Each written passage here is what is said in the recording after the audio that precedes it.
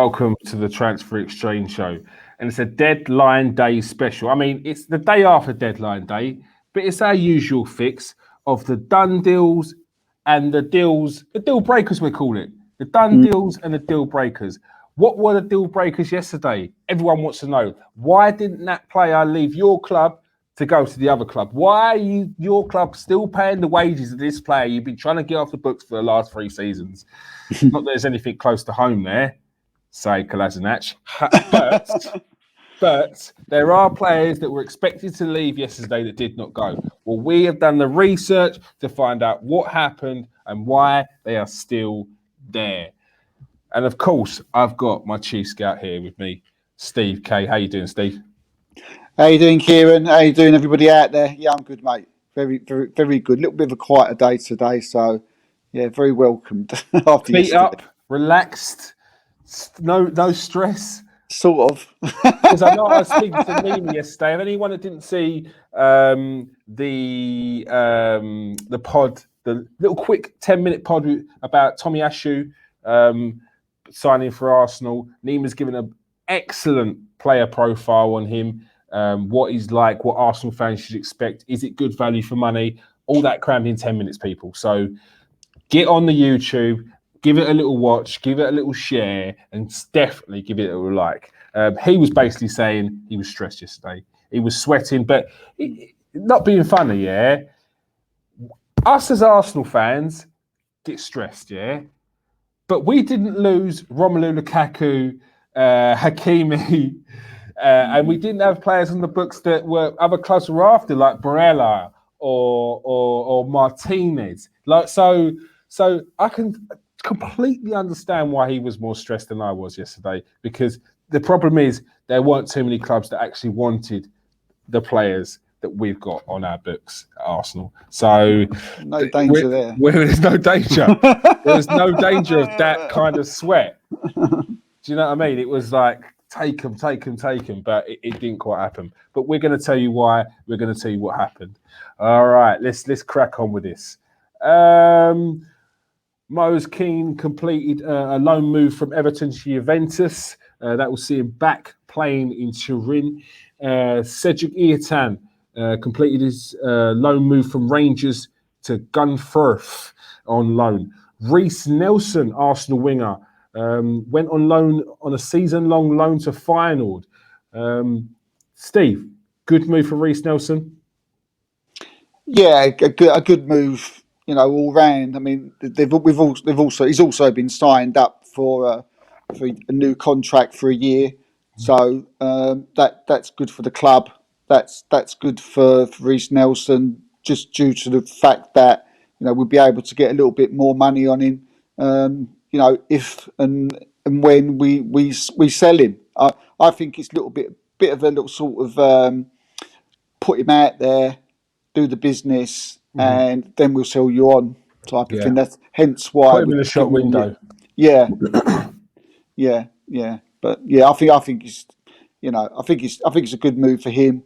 He's a good, he can play some football, and as I say, I can't see him really playing any part in Arsenal's side in the near future. So yeah, get him some game time, do well, wish him our best, and then sell him.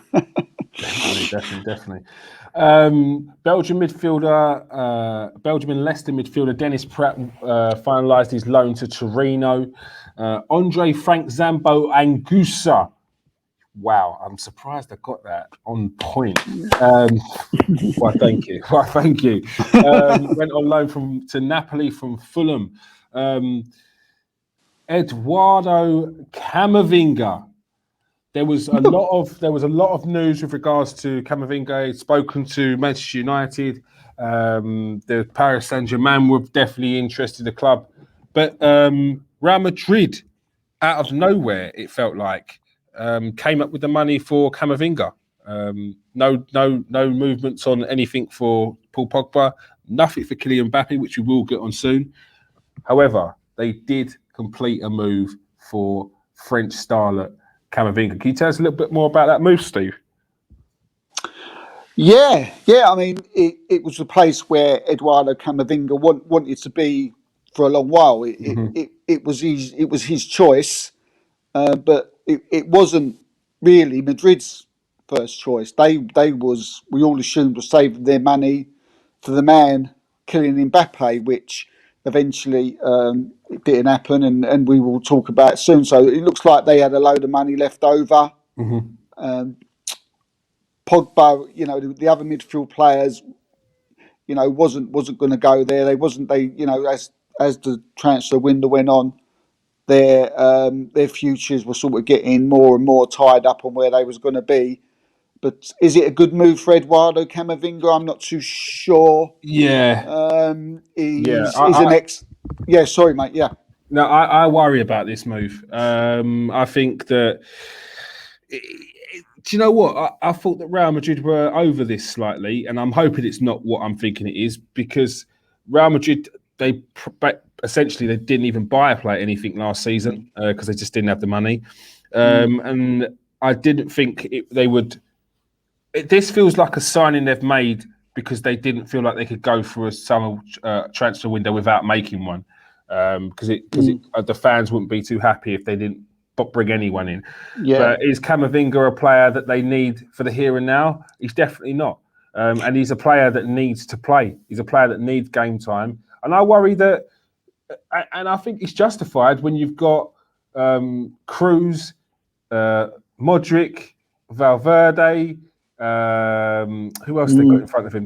There's loads. There's so many established international superstars, you could say, that are still in the centre midfield of that Real Madrid team, and I just don't see where Camavinga fits in consistently, because I think it has to be consistently. This is a kid who needs to play a game a week, and if not two in 2 weeks, and that includes when the Champions Leagues are on. Yes, there'd be a gap, there'd be a break in between, but he needs to play. He needs to play week in, week out. I think you're right. I think he does need to play, and it does sort of smell a bit of we couldn't get Mbappe, so we better get someone else.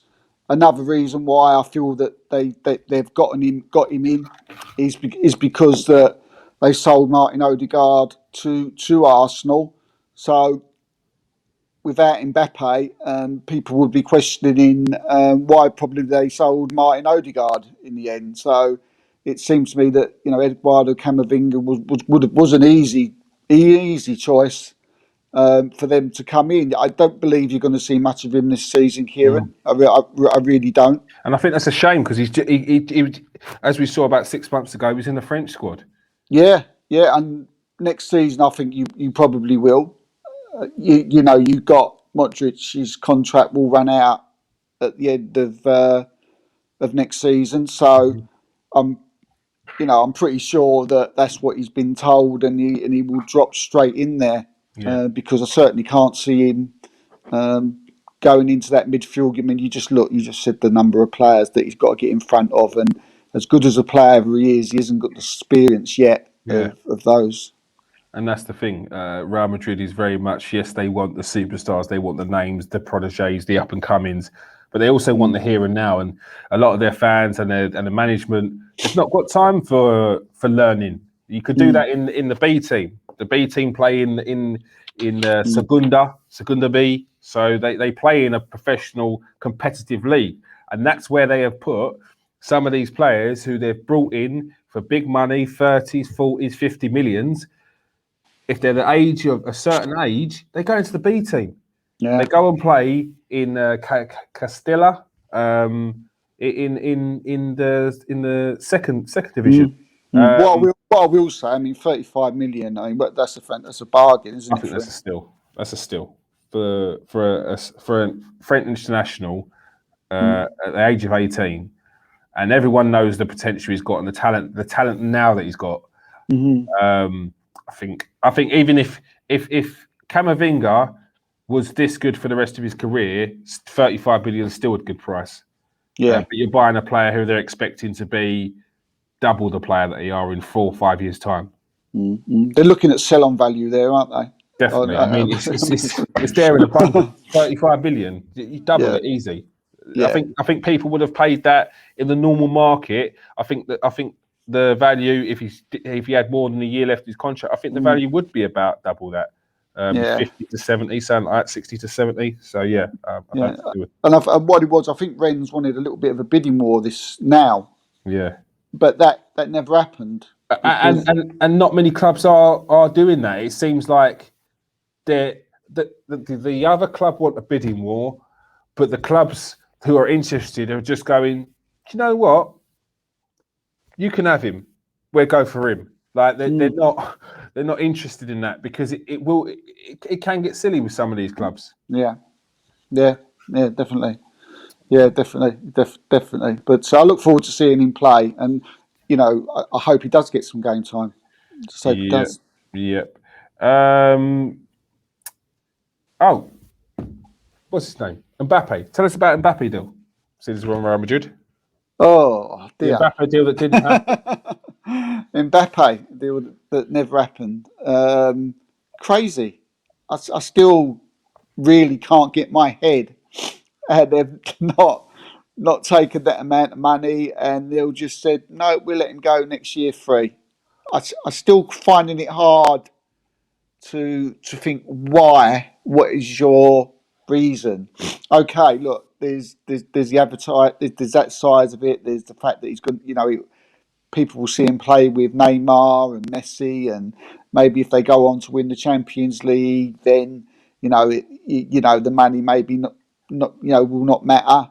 But I mean, Madrid were just were well in, full in, two massive bids. I think the final bid was of around €220 million, which is mad because I mean it's crazy. He rode his contract down to a year, so it didn't go to them levels. So PSG weren't talking about it's going to cost you upwards of 200 million because that's what he didn't want, and the club still offered that, and the club still said no. But I think it's down to that. It's down to the Champions League thing. Yeah, they feel like this is their best chance of winning the Champions League. Got Mbappe, Messi, Neymar. Their squad is littered with absolute world superstars, world-class players. And they feel that the addition of Messi this year, I think, it will take them over the edge. Will give them that extra bit just to take them over the line. And, I mean, what a picture that would be. Messi, Neymar and Mbappe lifting that trophy. And I just think they just feel that, do you know what? It's worth taking a hit. I think that's what they're thinking. Yeah. So it just makes you wonder where Real Madrid got all this money from. Where has it come from? We all know that people keep saying to me, "Oh, they're run by the state, and they're by the the royalty, the king." But that's not that's not allowed no more. They're not allowed to be. Fair. It's not fair. They put a stop to it. I don't know if it was 2 years ago or maybe even 3 years ago. Yeah. But that people, they're not allowed to do that no more. They're not involved in that. So Florentino and Perez, I mean, you just can't trust him as far as you can throw him, can you? It's just going to be one of them things that in 4 or 5 years' time they're going to be pulled into a court and answering questions of why you got 500 million sponsorship for your ground, or for a shower or something like that. It's what they do. They do dodgy books, don't they? Yeah, and he Florentino Perez is probably the most dodgiest owner out there, apart from probably our chairman. Maybe they're probably best friends, them two. God, let's not even talk about Stan Kroenke. No, gives me a bloody headache, that geezer. Where were we? So Niles Nkounkou completed a loan move from Everton to Standard Liège. Ethan Ampadu, a Chelsea defender, has gone to Vicenza on loan for the season. Tommy Doyle, very highly rated Manchester City midfielder, has gone to Hamburg on loan. We'll definitely have to keep an eye on that. I'll ask Jerome to keep an eye on him because he's a firm favourite, and obviously Marie, who will know Hamburg very well and have good contacts out there. So we'll definitely be able to ask that question. Mungo Bridge, Aston Villa youngsters gone out on loan to France in Ankeny on the season-long loan. Alex Runnison, Arsenal goalkeeper, has gone out to Lovren in Belgium on loan. Hector Bellerin has also gone on loan to Real Betis. Good luck to Hector.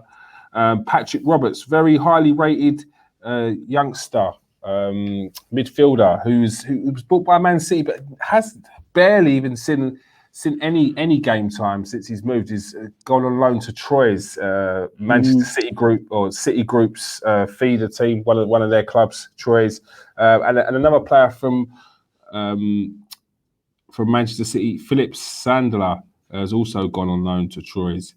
Helga Costa, Leeds Portuguese midfielder, has gone on loan to Valencia, and Antoine Griezmann, which was probably a shock to a lot of people, left Barcelona on loan to go to Atletico Madrid. And was that with an option to buy? Was it?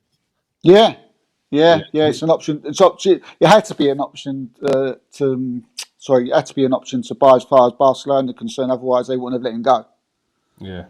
They can't just loan players out. They can't afford to just loan players out. Yeah. Their idea is just getting rid. And Griezmann seems over the moon. I've seen him on a few news clips over the last few hours, and he seems glad to be back, and he'll be teaming up with Luis Suarez as well, won't he? So yes. I mean, Barcelona selling to what is their direct rivals once again, and could potentially give them more firepower to win the league again. Yeah, I think Diogo Costa still there. Is he still at Atletico Madrid? Potentially. I don't think he doesn't get any game time. I don't think anymore. No, I think I've seen him in a kit. That's about it. I think. He's packed on £1 last time I saw him. Yeah. A little bit of deadline day information. Deadline day activity totaled at 150 million in the Premier League, meaning the Premier League have spent in excess of 1 billion for the 6th summer in a row. Premier League clubs signed 148 players compared to the 132 in the summer of 2020 and 128 in the summer of 2019. No less than 22% of all players signed by Premier League clubs this summer were acquired by a free transfer, up from 20% in 2020. And the Premier League's net player transfer spend of 560 million dwarfed that of La Liga, who spent 55 million, and Serie A, who spent 50 million, and Ligue 1, who spent 15 million net spend. On about 50 players. Says a lot. Says a lot about the English Premier League. I tell you that, mate. I tell you that. Arsenal, yeah. Fenerbahce were meant to take Kolašinac. Looked like Arsenal were going to sort of do a contract termination. Can you let us know, or let the Arsenal fans know what happened there? Yeah, well, it was Ozil. He had his mate out there, and it was sort of all sort of more or less tied up. I mean, Fenerbahce. The problem was that there was they all agreed on a wage of £30,000 a week for Kolašinac, and that was it, done and dusted. But at the last minute, Kolašinac has changed his mind and decided that he wanted £50,000 a week due to the fact that Arsenal Football Club would not give him that payoff, and the negotiations with Fenerbahce wasn't a problem up until Arsenal decided that they wasn't going to give Kolašinac any money, which apparently Kolašinac was promised. So he's decided to turn around and say, well, I see my contract in that then. So again, and not good for Arsenal, not good for Arsenal fans, but it depends what way you look at it. Fenerbahce totally unblameless in this. They did whatever they could do. You can look at it, the fact that Kolašinac is greedy and he decided he wants another £20,000 a week at the last minute, or you can blame Arsenal due to the fact that they wouldn't give after that they was going to terminate his contract, that they wouldn't give him a little bit extra due to the fact that he was terminating his contract. So now they have to give him extra for the rest of the season. Yeah, exactly. So, yeah, it's just absolutely typical. Because he won't play. Because Kolašinac won't play. No, he won't play. So he said it was just the annoyance now. I mean, it's not the first time with Arsenal this has happened, is it? Where we've heard things like this. There's a few players down the years where there seems to be this problem with being told something and then not afterwards then taking it back. It's definitely something that's rife in football, and I think a lot of players will be wise to now. These gentlemen's agreements and handshakes and conversations over a glass of whiskey, he's not going to cut it anymore, because people just can't be trusted, because there's multi-millions of pounds involved in these contracts, and to throw it all away on a handshake and a conversation, it's going to be very hard to explain to a lot of people, generally millions of people that are fans. I think what it is, footballers, just like you and me and viewers out there, people just like you, they're just working class people who have been lucky enough to be able to play football. And when they hear someone of a business type give them their word, they take their word. Yeah, but we forget these business types didn't get where they were by being nice. They got there by being ruthless. Well, I mean, that's why from there on, the people just got to think, differently. I mean, Laurent Koscielny was the same. I mean, he lost his. I feel sorry for Laurent Koscielny. Got a lot of stick from Arsenal fans, not from me, because I know exactly why he was acting the way he did. I mean, even to the degree where he got a little bit peed and he done that with the Arsenal shirt. But look, I don't like it, but I can understand it. A little bit. When you get angry, over something you promised.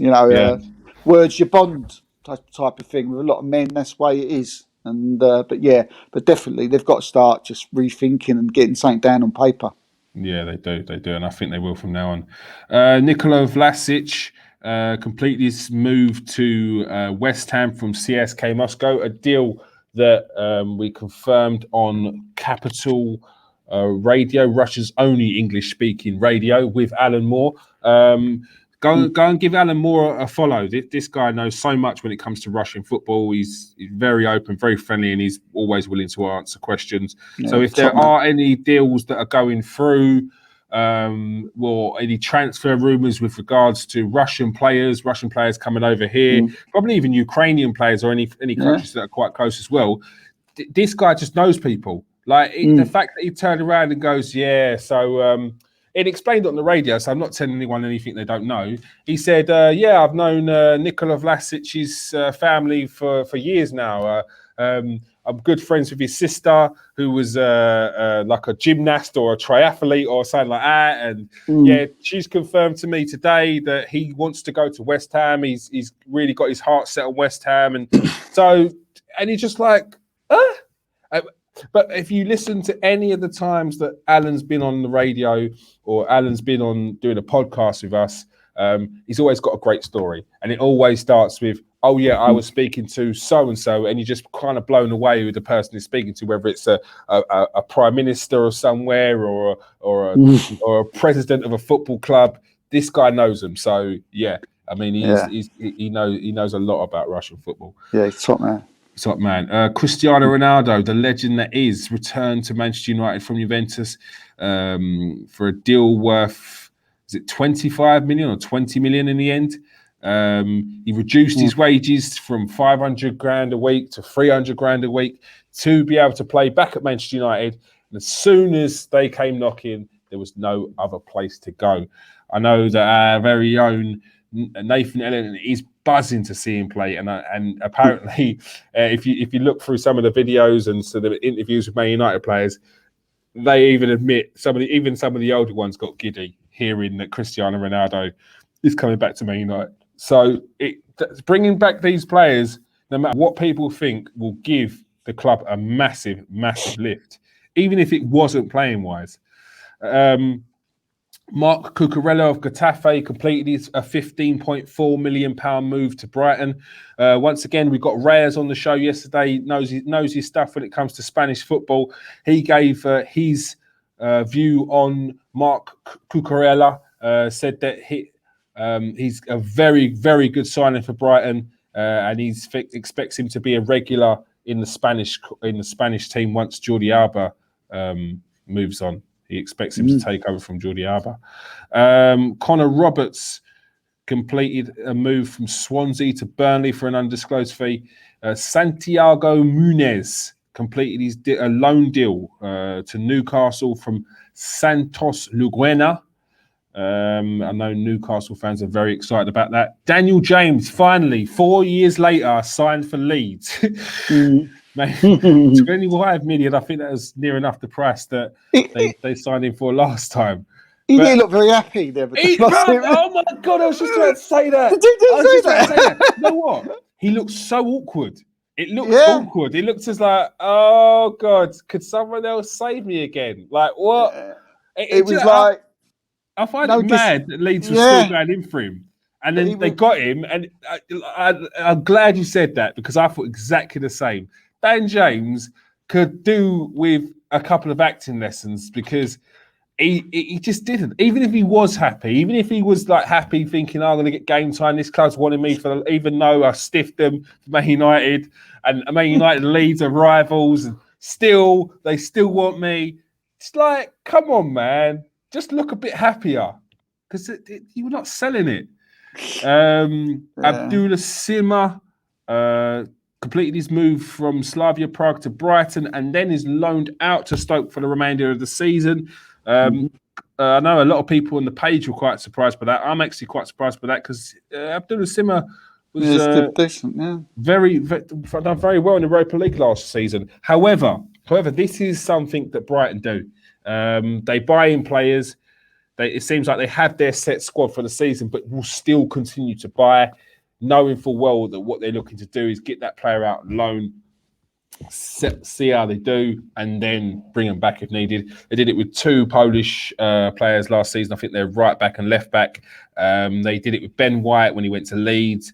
It's what they do. They bring in players or bring players from there, and they love to use the loan system. And I think that's one club that actually uses the loan system very well, rather than just bringing through these players, sending them out on loan and selling them on.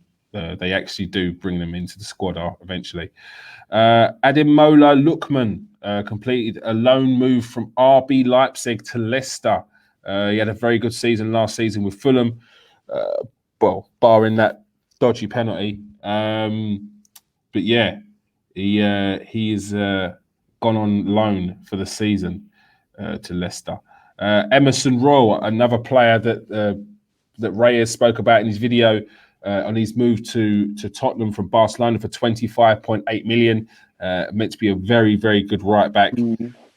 Definitely keep an eye out for him. It's very attacking, very good player. Speaking to Jamie Brown about, he's buzzing over him. Yeah, really, he's absolutely buzzing. Yeah. Well, Reyes said that he's a similar style to Dani Alves, who's he's all out attack. He's all out attack. Defensively, not the best. But going forward, he's going to be a serious trouble. And he's young, he said. He's still young. Oderson Edouard completed a £14 million move from Celtic to Crystal Palace. Now, I'm stunned by that, Steve. What are you saying on that move? It was the one that that made me smile. If anything, it was the one. I don't know if we was asked last night on the show which transfer. The light that we liked. I think that for me, he's the one that made me smile, and for him to go to Crystal Palace, who you would have never have thought of going to. Yep. I think it's great. I think it's great. I'm surprised other teams, haven't gone in for him. I mean, for the price that they bought him at. But Patrick Vieira is the manager there. Pleased for him that he's finally got like a top sign in there, and look, he could very well keep them up. So, but yeah, it made me smile, that one. I was one of the ones I was quite happy about. So yeah, I'll definitely be looking out for Odsonne Edouard, because he's a player that we've been keeping an eye on for the last however long. We was always intrigued as to whether he'd be able to take it from the Scottish Premiership to the Premier League. So we'll definitely be keeping an eye on him. Takehiro Tomiyasu. I did a little quick pod with Nima Rossadi of Sempre Inter. And he gave his view on Tomiyasu. Said he's a very good player, very good going forward, very good defensively, pacey centre back who could also play right back as well. And yeah, contrary to the couple of kids that were messing around on Sky Sports yesterday saying that Tomiyasu's agent had spoken to them, they didn't understand why Arsenal bought him, considering he's not even a right back or centre back. Yeah. What? Don't. I nearly lost it, Steve. Basically, it was Darmesh. Yeah, I'm dropping names because it's all out there. Darmesh and KO, whatever his name is, yeah. Kevo, yeah. Kevo. Basically,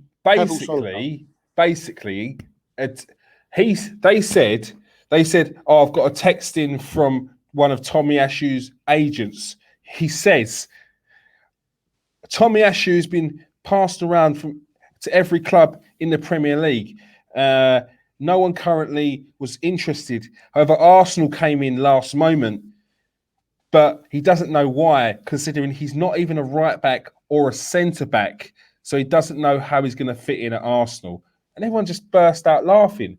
And then people, that was getting sent around as Arsenal have done it again. They've bought a centre midfielder rather than to replace Bellerin as right back. And it's just like, what? Are you serious? Are you serious? Yeah. Are you serious? And that's just to get a rise out of Arsenal fans, because you'll get people that won't have a clue about who he is, who will then go around and say, oh, look what Arsenal's done. Not knowing full well that he is a centre-back and a right-back, yeah? Nima come out and was just like, what a performance. Boys, you're making yourself look stupid here. He's a quality defender. Arsenal bought a very, very good player. And Jerry Mancini said the same thing. He was like, what are you talking about? You're looking stupid here. You're making yourselves look stupid. And it is. It's, look, I don't mind people bantering Arsenal when they do something, because Arsenal are an easy club to banter at the moment. However, when you're going out your way to make up things, to make Arsenal look stupid, I've got no time for that. I've got zero time for that. And it was just disrespectful to the player. It was disrespectful to Arsenal. It just weren't cool. I'm always up for a joke, but that just weren't cool. That is poor taste. Yeah. It was. I mean, I didn't see it, but it just sounds, like you said, it just sounds totally ridiculous. And all I can say is to the viewers out there, I'm going to say this regularly now. On shows, people are watching today. Just press this subscribe button. Because there is so much rubbish that I have to hear day for day, and on here you don't hear it. So if you're watching now, if you're watching on Twitter, if you're watching on YouTube, do me a favour. That subscribe. Smash it. Just smash it and smash it and smash it, because these people are annoying me probably as much as they're annoying you. Right, that's that bit of rant out. Right. Solomon Rondon completed his move to Everton on a free transfer from Dali Professional. I think it's a very good signing. Rafa Benitez, firm favourite, clearly there.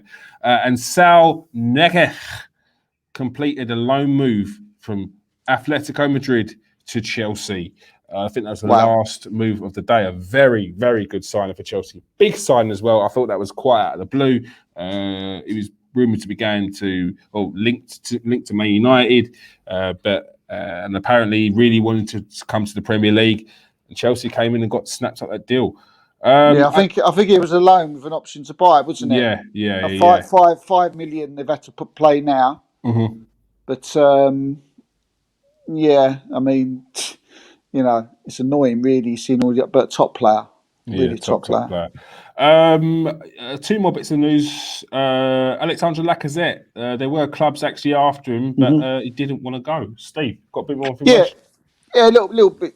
Simple. We've mentioned him on the show for a long while now. He's been throwing his toys out of his pram. He's been sticking his heels in. Arsenal just been trying all they can to try and get him out. Well, the agents have been, certainly not our football director, but they've all been doing their best to try and get him out. And they just, clubs have been coming in, and they just, he just don't want to go. He's not even thought about going. He's never wanted to go. I've always thought that, but it's just due to the fact of the wages and the type of character he is. He's not like William, where he's wavered 20 million.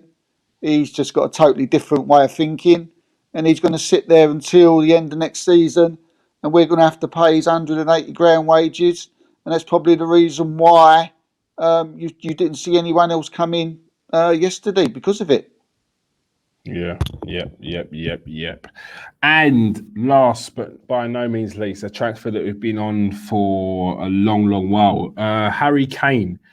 Bit more information on potentially, as we spoke about earlier, this handshake that actually means nothing, but it could do by the end of next season. Yeah, it could do by the end of next season. And it's funny, we were talking about Dan James there, and he could go to acting. I think Harry Kane could do the same, because he looked so, when he was clapping the fans after that game against in the week, his face just said everything, like, what there, I am seriously, why am I here? Why am I playing in the Europa Conference League? No disrespect to Tottenham. We've got a lot of Tottenham friends, but we're just taking this from the one player's point of view. He could do with going some acting lessons, because he looked like he seriously had the ump. But going on from that, what has been done now? He had been, they've been told that he could go. This all changed when Nuno came in, and what's happened now? Kane has signed a legally binding document to say he will leave next summer, and he will leave next summer. So